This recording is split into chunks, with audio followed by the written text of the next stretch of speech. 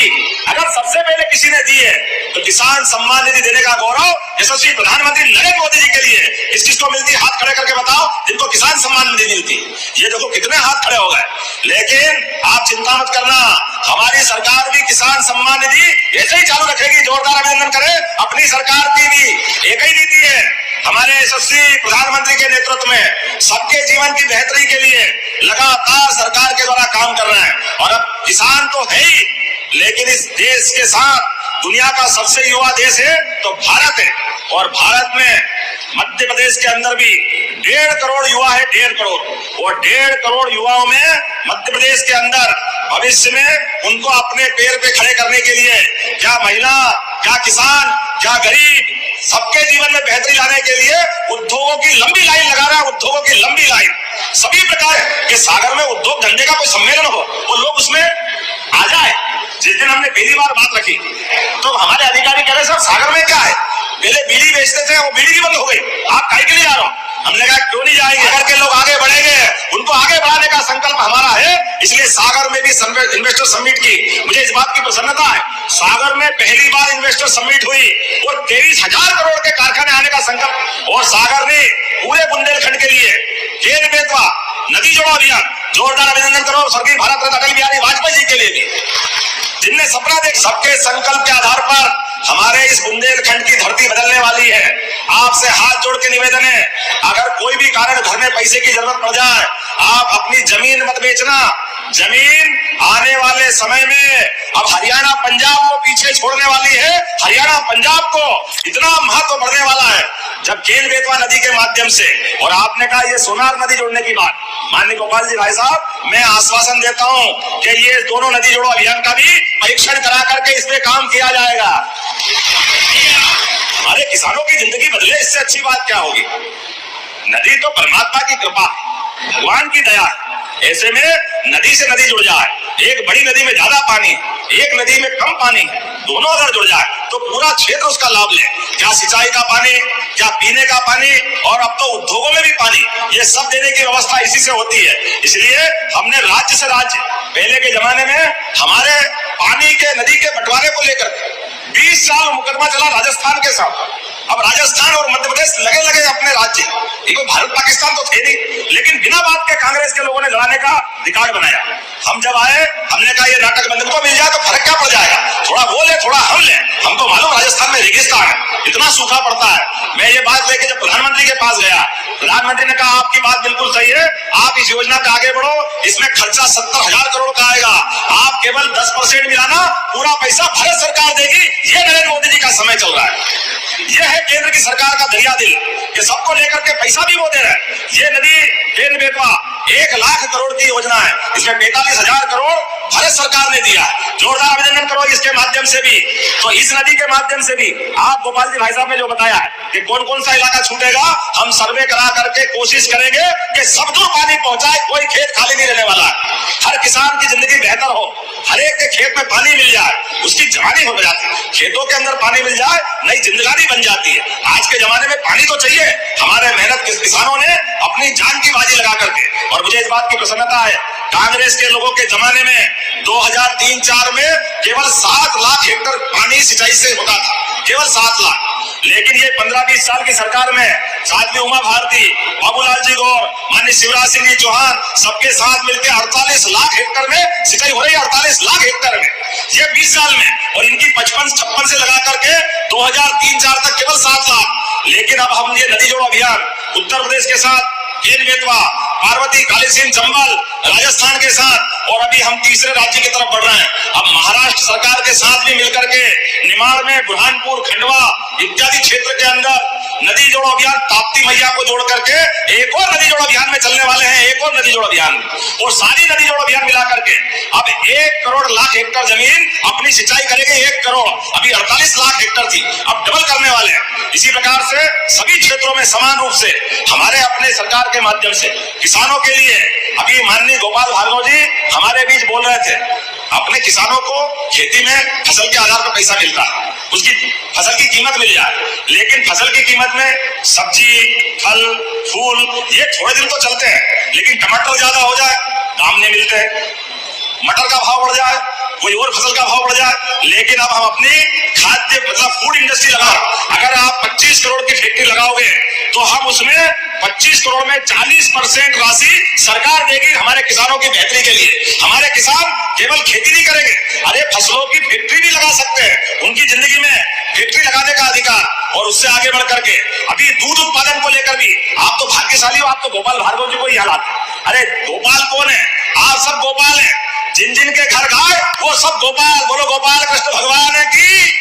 अरे गोमाता को पाले वो गोपाल, वो जिनके घर गाय का कुल वो घर घर गोकुल है कि नहीं है? तो हमारी सरकार के द्वारा ये गाय के कुल के नाम पर गोकुल बनाते हुए इस प्रदेश के अंदर अभी 9% दूध होता है, मध्य प्रदेश में 9%। लेकिन किसानों की आय बढ़ाने के लिए, गांव वालों की आय बढ़ाने के लिए, अपने घर के अंदर बच्चे बच्ची को दूध मिल जाए तो अपने आप उसकी पौष्टिकता भगवान कृष्ण के समान वो बाल कृष्ण बन जाता है। बोले गोपाल कृष्ण भगवान की। इस देश के अंदर हजारों साल से दूध और दही की नदियां बहा करती थी, ऐसे में दूध उत्पादन भी बढ़ाने की जरूरत है। तो हमने निर्णय किया है कि अपने आप 5 साल के अंदर 9% से बढ़ाकर 20% तक दूध उत्पादन को बढ़ावा देने का काम सरकार के द्वारा किया जाएगा। और ऐसे में जैसे अभी आपको बोनस दे रहे हैं, अभी आपके यहाँ गेहूं पिछले साल 2400 रुपए क्विंटल खरीदा था, खरीदा कि नहीं खरीदा था? 125 रुपया बोनस हमने दिया था। हमारी सरकार बनी तो हमने अपने घोषणा पत्र में कहा था कि 2700 रुपए तक गेहूं खरीदेंगे। तो कांग्रेस के लोग रोज सुबह उठ करके हमारे को कोसते थे, अरे अब तो सरकार बन गई 2700 दो 2700 दो। हमने कहा 5 साल की सरकार की बात कही थी, 5 साल में देंगे। लेकिन मुझे इस बात की प्रसन्नता है, अभी तो 1 ही साल हुआ है, गए साल खरीदा था 2400 में, इस साल खरीदा 2600 रुपए में। हमारी सरकार 2600 रुपए क्विंटल गेहूं खरीदेगी। जब ताली बजाओ तो दिल से बजाओ, 2600 रुपए कम नहीं होता। और ये मैं लिख के देने को तैयार हूं, अगले साल ही 2700 के बाहर गेहूं खरीदेंगे, ये भी पक्की बात है, कोई रोक नहीं सकता है। हमने 5 साल का बोला था, लेकिन 2 साल में 2700 के बाहर जाएगा गेहूं हमारा। और केवल गेहूं नहीं, अब तो चावल भी 2000 रुपया हेक्टर, उसका बोनस भी अपनी सरकार के द्वारा देंगे। ये निर्णय भी अपने द्वारा किया गया। आपके यहाँ चावल नहीं होता होगा, मान लिया, लेकिन जहां होता वहां का आनंद मना लो भाई धूमधाम से। कहीं का भी किसान है, उसकी जिंदगी बदले, इससे अच्छी बात क्या। लेकिन अभी और आगे बता रहा हूं, लैपटॉप कितने लोगों को? लगभग 90,000 बच्चों को, 75% से ऊपर। कांग्रेस के एक नेता ने बुला बुलू के अपने भतीजे को लैपटॉप दिलाया और झूठा किया कि इनके लैपटॉप नहीं दे रहा, हमने दे दिया। मालूम पड़ा कि भैया तूने जिसको दिया तेरे भाई भतीजे को दिया, आम आदमी को नहीं दिया। ये हमारी सरकार का कलेजा है, डंके की चोट, पूरे प्रदेश के बच्चों को लैपटॉप बंटवाया। ये हम अपने बच्चों के लिए कर रहे हैं। और केवल लैपटॉप नहीं, स्कूटी जब बच्चों को दे रहे थे, स्कूटी, लैपटॉप, ग्रामीण सूची में आने वालों को पुरस्कार, बच्चे खड़े होकर कह रहे हैं 1,75,000 मुझे मिले। मैं भी चौंक गया, 1,75,000 कैसे हुए? उन्होंने कहा 1,10,000 की तो स्कूटी। आप बिल्कुल ठीक है, फिर 25,000 का लैपटॉप हो गया भैया, 1,35,000 तो हो ही गया। और उन्होंने कहा बाकी हमको 50,000 आपकी छात्रवृत्ति मिली। ये है अपनी सरकार, जोरदार अभिनंदन करो हमारे बच्चों के पास इन योजनाओं का हिसाब। हमसे ज्यादा वो बोल रहे हैं, अपनी सामने बोल रहे हैं। और मुझे इस बात की प्रसन्नता भी है, अभी हमने सरकार बनने के समय तय किया था कि हमारी 5 साल में अपनी आर्थिक विकास दर डबल की जाएगी। मुझे इस बात की प्रसन्नता है, अभी इसी साल हमारे राज्य का बजट 4 लाख करोड़ से ऊपर जाने वाला, 4 लाख करोड़ से ऊपर। लेकिन ये अपने कांग्रेसी मित्रों को रोज समझाता हूं, भैया तुम्हारे बाप धो धो के परेशान है, तुम अब तो चुप रहो। लेकिन ये ऐसे चालाक है, ऐसी झूठी कहानी बनाते हैं। आप बताओ, भोपाल में जब गैस कांड हुआ तो गैस कांड में कांग्रेस की सरकार थी, अर्जुन सिंह जी की सरकार थी, किसकी सरकार थी? इनकी सरकार थी। 10,000 से ज्यादा लोग मारे गए, पाप इनने किया। जिनने कारखाना चलाया उसको परमिशन भी इनने दी, लापरवाही से कारखाना चलाने दिया। लापरवाही इतनी कि मरने वाले मर गए, इतनी मोटी चमड़ी के थे। कायदे से जो फैक्ट्री का मालिक था, इतनी बड़ी घटना घट गई, उस एंडरसन को पकड़ लेते, लेकिन उस एंडरसन को भगाने के लिए इनने अपना हवाई जहाज दिया, ये रिकॉर्ड भी है। लेकिन उसके बाद भी कहते अरे आप वो कचरा जलाओगे। अरे भैया तुम्हारे बाप जला रहे, कचरा नहीं जला रहे, तुम्हारे बाप हुए वहां पे। आम जनता बुला करके एक चीख के बोल रही है कि भोपाल के अंदर गैस त्रासदी में पाप तुम्हारा। और इस जलाने का भी आप बताओ, सुप्रीम कोर्ट के अंदर हमने शपथ पत्र के साथ कहा। और मुझे इस बात की प्रसन्नता है, हाई कोर्ट, सुप्रीम कोर्ट, सबके माध्यम से इनकी सरकार ने लाइसेंस दिया पीथमपुर में, हमारी सरकार ने नहीं दिया। मनमोहन सिंह की सरकार थी धार के पास पीथमपुर में, इनने लाइसेंस दिया, इनने फैक्ट्री लगाई, उसके बाद भी जब हमने सारी व्यवस्थाओं के आधार पर, जब सरकार के निर्णय के लिए हाई कोर्ट सुप्रीम कोर्ट के निर्देशन के हिसाब से, आप बताओ कि 40 साल हो गए, कब तक वो परेशानी झेलेंगे, लेकिन कोर्ट के निर्णय का पालन नहीं करे। अरे ये यशस्वी प्रधानमंत्री जी की सरकार, माननीय मोदी जी के नेतृत्व में चलने वाली डबल इंजन की सरकार है। आपने तो राजा राम के भी मंदिर में अड़ंगे लगाए थे, बोला जय जय श्री राम। तुम्हारी तो हमेशा ऐसी आदत रही है। भगवान राम भी अयोध्या में सरयू के किनारे पैदा हुए, लेकिन ये कांग्रेसी भगवान राम के भी प्रमाण मांग रहे थे। इनकी मति ऐसी मारी गई, हाई कोर्ट सुप्रीम कोर्ट में एफिडेविट देते रहिए कि भगवान राम कहां पैदा हुए, किसने देखे, कैसे मान ले।